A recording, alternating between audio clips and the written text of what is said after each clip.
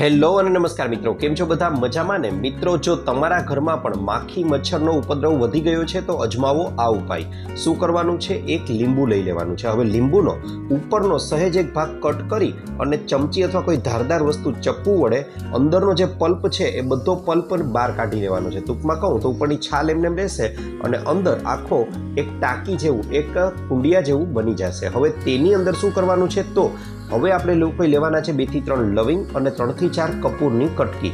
હવે તેનો આપણે પાવડર બનાવી લેવાનો છે. ખાંડની દસ્તા વડે કૂટી અને પાવડર બનાવી લેવાનો છે. આ પાવડરને એ લીંબુની અંદર ભરી દેવાનો છે.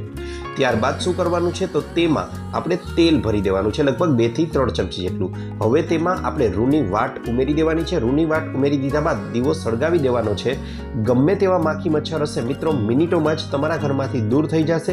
એક અસરકારક ઉપાય છે, અજમાવો આ ઉપાય અને પરિણામોની ચર્ચા ચોક્કસ કરજો. આભાર.